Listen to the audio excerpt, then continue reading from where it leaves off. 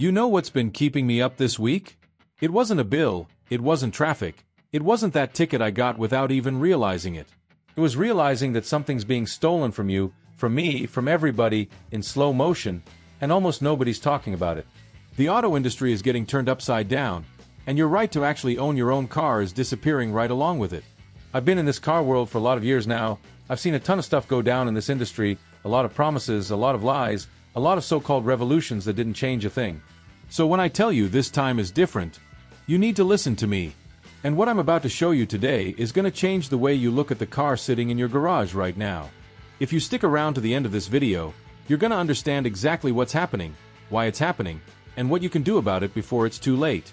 If this is hitting home for you, go ahead and hit that like button right now, and subscribe to the channel. It helps a ton, and it makes sure you don't miss the next video. A few days ago, I was out in my garage, kicked back, cold beer in hand, scrolling through some videos on my phone, when something simple stopped me in my tracks for a good while.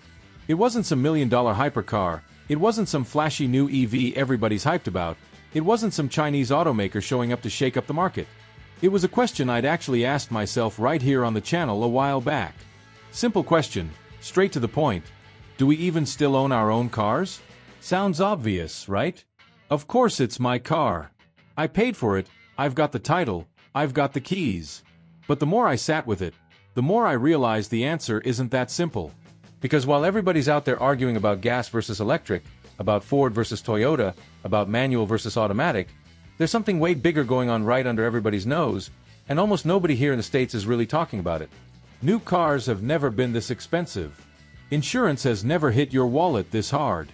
A trip to the dealership for service feels like a visit to a private hospital. You walk in not knowing the price and walk out in shock. And the average age of cars on the road is hitting record numbers, because folks are holding onto their old cars because they simply can't afford to upgrade. Not too long ago, guys used to trade in their car almost like a hobby.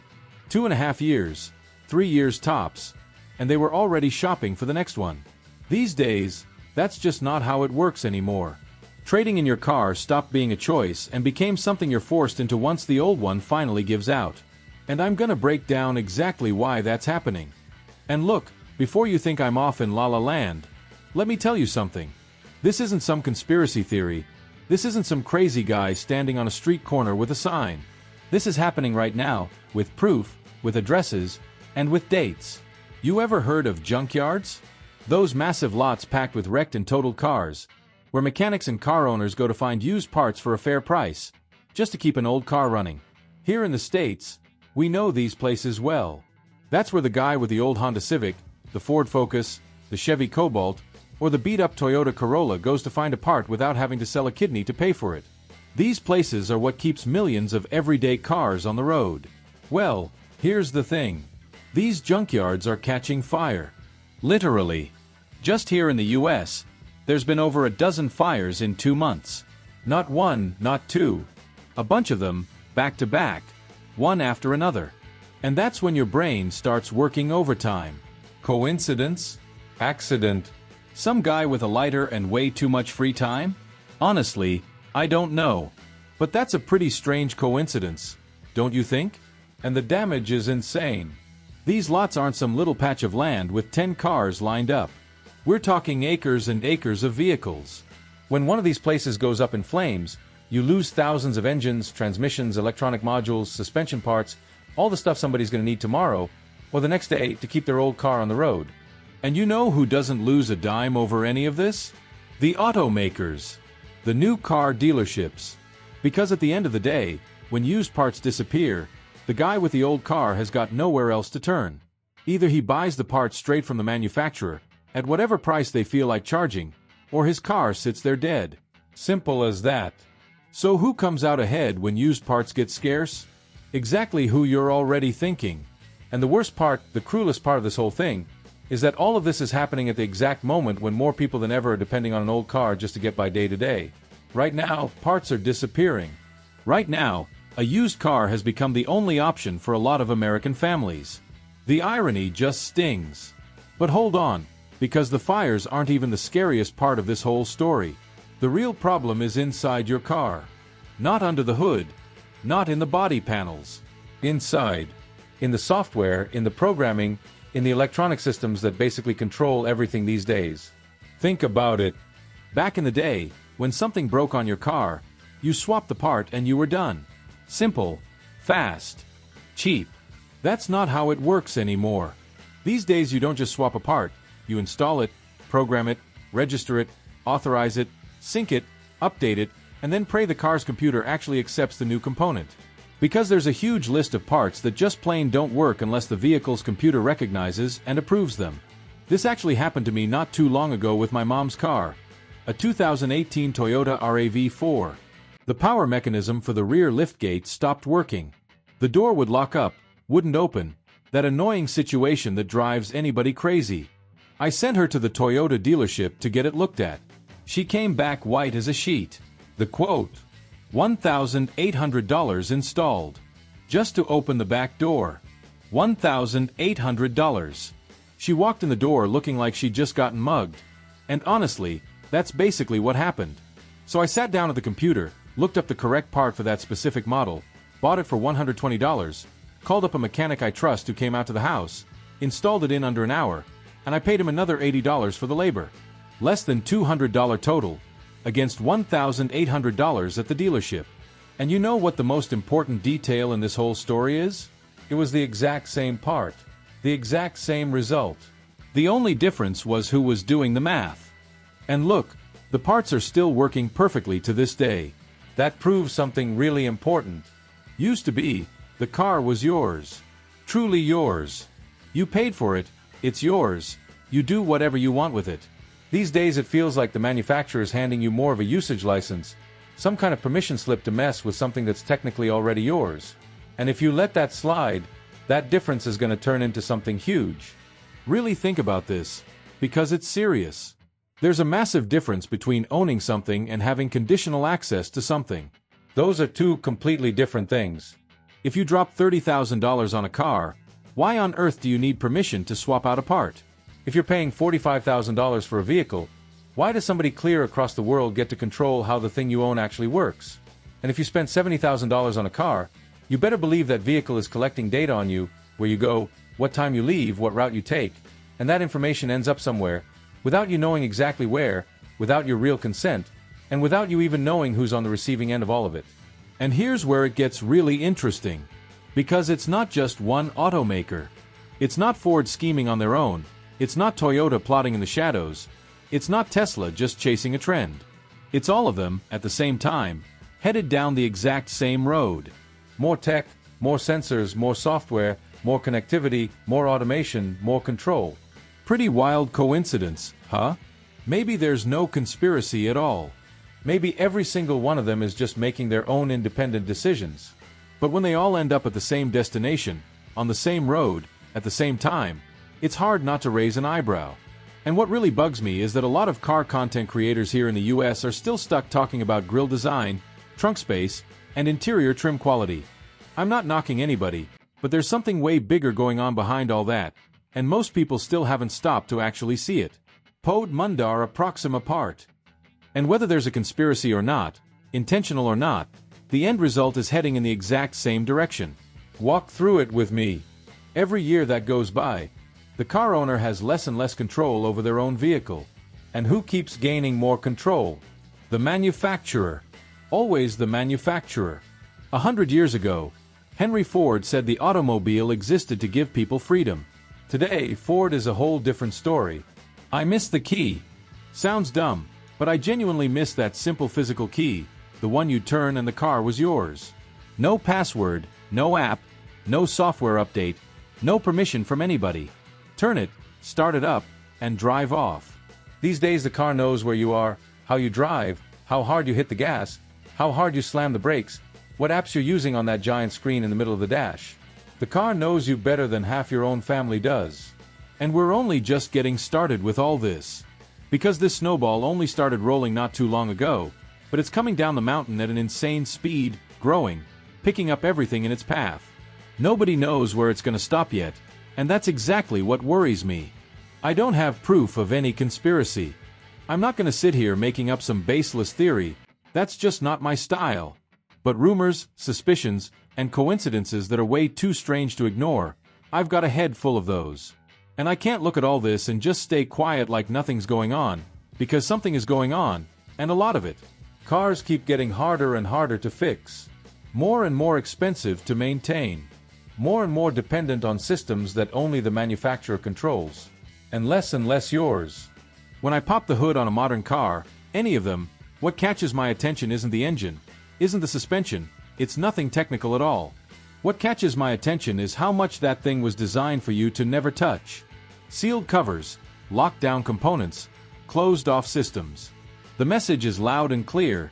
This right here isn't for you to mess with. This right here is for you to pay for. And the newer the car, the more it depends on software, the more it depends on servers, the more it depends on the manufacturer just to function. Meanwhile, the old cars, the ones where you can still pop the hood, actually understand what's going on, and fix it yourself with some tools and know-how, those are disappearing. They're turning into an endangered species. Like some rare animal you still spot every once in a while, but you know its days are numbered. And look, I'm not here to call out any one brand. This isn't a Ford versus Toyota thing. This isn't about electric versus gas. This has got nothing to do with politics. What I want you to understand is something a lot more fundamental than that. We're talking about your property here. About what's actually yours. Because nobody's just handing you a car as a gift and saying, go ahead, use it however you want. You're gonna pay, and pay a lot. But more and more, every single function on that vehicle is gonna run on a subscription. Want adaptive cruise control? Subscribe. Want heated seats? Subscribe. Want to update the map?